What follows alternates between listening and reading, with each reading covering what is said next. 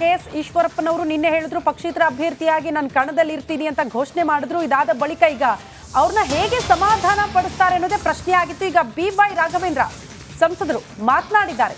ಈಶ್ವರಪ್ಪ ಅವರನ್ನ ಸಮಾಧಾನ ಮಾಡಲಾಗುತ್ತೆ, ಬಿಜೆಪಿಯ ಎಲ್ಲಾ ಹಿರಿಯರು ಸಮಾಧಾನ ಪಡಿಸ್ತಾರೆ ಅವರನ್ನ ಅನ್ನುವಂತಹ ವಿಚಾರವನ್ನ ಪ್ರಸ್ತಾಪ ಮಾಡಿದ್ದಾರೆ. ನಮ್ಮ ಪ್ರತಿನಿಧಿ ನಾಗೇಂದ್ರ ಬಾಬು ಎಕ್ಸ್ಕ್ಲೂಸಿವ್ ಆಗಿ ಅವ್ರನ್ನ ಮಾತನಾಡಿಸಿದ್ದಾರೆ. ಈಶ್ವರಪ್ಪ ಬಂಡಾಯದ ಬಗ್ಗೆ ಸಂಸದ ರಾಘವೇಂದ್ರ ಅವರು ರಿಪಬ್ಲಿಕನ್ ಜೊತೆ ಮಾತನಾಡಿದ್ದಾರೆ. ಮಾಡಲೇಬೇಕು, ಇಲ್ಲ ಸಹಜವಾಗಿ ಬಿಜೆಪಿ ಪಾಳೆಗೆ ಒಂದಷ್ಟು ಸವಾಲುಗಳಂತ ಆ ಭಾಗದಲ್ಲಿ. ಅಭ್ಯರ್ಥಿಯಾಗಿ ಶಿವಮೊಗ್ಗದಿಂದ ಕಣಕ್ಕಿಳ್ತೀನಿ ಅಂತ ಘೋಷಣೆ ಮಾಡಿದ್ದಾರೆ. ನಿಮ್ಮ ಮೊದಲ ಪ್ರತಿಕ್ರಿಯೆ?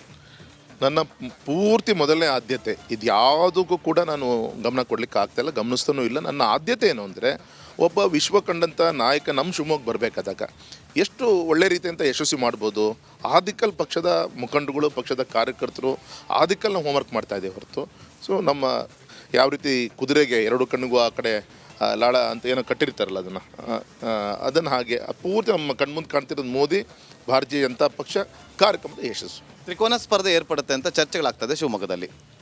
ನೋಡೋಣ, ಹಿಂದೆ ದೇವ್ರ ದಯೆಯಿಂದ ನೇರ ಸ್ಪರ್ಧೆಯಲ್ಲೂ ಕೂಡ ಜನ ಭಾರತೀಯ ಜನತಾ ಪಕ್ಷವನ್ನು ಬಿಟ್ಟುಕೊಟ್ಟಿಲ್ಲ.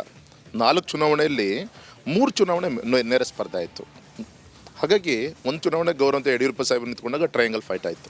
ಇನ್ನು ಉಳಿದಂಥ ಟೈಮಲ್ಲಿ ತ್ರಿಕೋನ ಸ್ಪರ್ಧೆ ಡೈರೆಕ್ಟ್ ಫೈಟ್ ಆದಾಗೂ ಕೂಡ ನಮ್ಮ ಥರ ಬಂಧುಗಳು ಮೋದಿಜಿಯವರನ್ನು ಬಿಟ್ಟುಕೊಟ್ಟಿಲ್ಲ.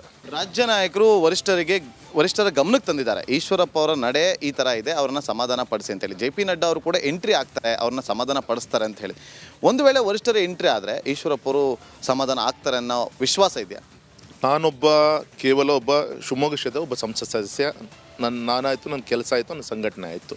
ಆದರೆ ಈ ಥರ ದೊಡ್ಡ ದೊಡ್ಡ ವಿಚಾರಗಳೇನಿದೆ ರಾಜ್ಯ ಮಟ್ಟದ್ದು ರಾಷ್ಟ್ರ ಮಟ್ಟದ ನಾಯಕರುಗಳು ಅದಕ್ಕೆ ಗಮನವನ್ನು ಕೊಡ್ತಾರೆ. ಇಲ್ಲ ಒಂದು ಕಡೆ ವೋಟ್ ಡಿವೈಡ್ ಮಾಡುವ ತಂತ್ರಗಾರಿಕೆ ಅನ್ನೋ ಚರ್ಚೆ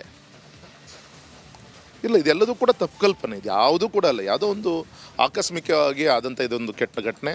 ಆದಷ್ಟು ಬೇಗ ಸರಿ ಆಗುತ್ತೆ ಸರ್ ಇದು. Okay, thank you.